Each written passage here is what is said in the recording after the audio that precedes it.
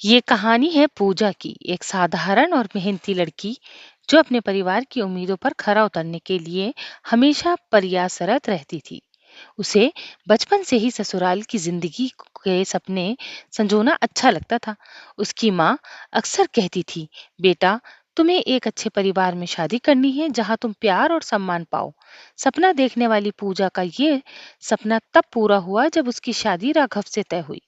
शादी का दिन आया और पूजा ने अपने माता-पिता के सम्मान के साथ लाल विवाह पोशाक पहनकर निकल गई। राघव एक समझदार मध्यवर्गीय आदमी था, जिसकी आंखों में सच्चाई और ईमानदारी झलकती थी। पूजा ने राघव की सादगी और उसकी बातें पसंद की। विदाई के समय न केवल खुशी थी बल्कि चिंता भी थी। उसकी आंखों में ये सवाल था, क्या वो अपने ससुराल में खुश रह पाएगी। जब पूजा ससुराल पहुंची तो उसे वहां का माहौल थोड़ा अजीब लगा। राघव की माँ सास जी उसे एक दृष्टि से देख रही थी, जैसे उसे परख रही हूँ। पहले कुछ दिनों में सब ठीक चला, लेकिन धीरे धीरे पूजा के घर वाले कामों का दबाव महसूस होने लगा। उसे हर दिन अपने सास और परिवार की अपेक्षाओं पर खरा उतरने के लिए संघर्ष करना पड़ा। एक दिन पूजा ने घर में कई नई डिश बनाने का निर्णय लिया। उसने बड़ी मेहनत से एक विशेष पुलाव तैयार रखा। जब सास जी ने उसे देखा तो उन्होंने बिना चखे ही कहा, तुम्हें समझ नहीं आता कि हमें क्या चाहिए। पूजा को दिल से चोट लगी, लेकिन उसने कुछ नहीं कहा। रात को जब राघव को ये बताया तो उसने कहा, माँ काफी पारंपरिक है, उसे बदलाव सहन करना मुश्किल है। इसके कुछ दिनों के बाद पूजा को पता चला उसकी सास जी दूसरों के सामने उसकी बुराई कर रही थी। उन्होंने कहा, पूजा तो बस दिखावे के लिए काम करती है, असल में उसे परिवार में कोई परवाह नहीं है। पूजा ने ये सुना और उसके दिल में गहरी चोट लगी, जिससे उसका आत्मसम्मान टूटने लगा। पूजा ने अपने आप को अंधकार में डाला। वो राघव से बात नहीं करना चाहती थी। उसने घर में जिम्मेदारियों को सही से निभाने और उसकी कोशिश करने लगी, लेकिन सास जी का व्यवहार नहीं बदला। एक दिन सास जी ने उसे चेतावनी दी, अगर तुम घर का काम नहीं कर सकोगी तो तुम्हें घर छोड़ना पड़ेगा। पूजा ने ये सुनकर अपने पैरों तले जमीन खिसकती महसूस की।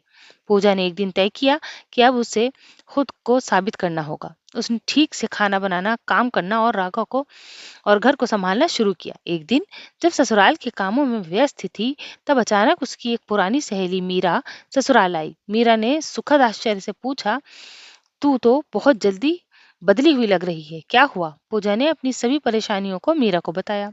मीरा ने एक सुझाव दिया, तू अपनी सास जी के लिए एक विशेष अवसर का पर कुछ कर, उन्हें दिखा कि तू कितनी मेहनती है। पूजा ने सोचा, ये एक अच्छा विचार हो सकता है। उसे अपनी सास के जन्मदिन पर एक छोटे से समारोह की योजना बनाई। जब समारोह का दिन आया तो पूजा ने सब कुछ खुद अपने द्वारा तैयार किया। सास जी को लगा अच्छा, और उन्होंने देखा कि पूजा ने उनकी कितनी प्रतिबंध है। तभी मीरा ने हिम्मत जुटाई और कहा, सास जी, आप भी अब अपनी बहू को समझो, वो भी एक इंसान है और आपके परिवार का हिस्सा है। सास जी ने एक पल के लिए चौंकी और फिर उसने अपने दिल से अपना अहंकार त्यागने का निर्णय लिया।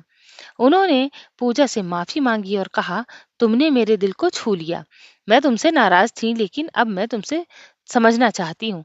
इस घटनाक्रम से सास और बहू के रिश्ते को एक नई दिशा दी। धीरे धीरे सास जी और पूजा जी के बीच की दीवारें टूटने लगी। पूजा ने अपने ससुराल में न केवल एक बहू के रूप से बल्कि एक बेटी के रूप में भी एक महत्वपूर्ण स्थान बना लिया। कुछ समय बाद पूजा एक छोटे से बच्चे को जन्म दिया और परिवार में खुशियों का माहौल था।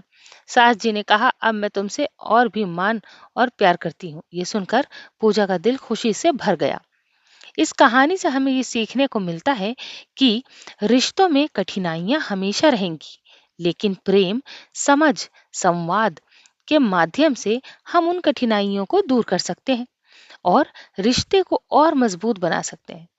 पूजा ने ससुराल में अपनी जगह बनाई और एक नए रिश्ते की परिभाषा दी, जहां विश्वास और प्यार की बुनियाद पर सब कुछ खड़ा हो सकता है।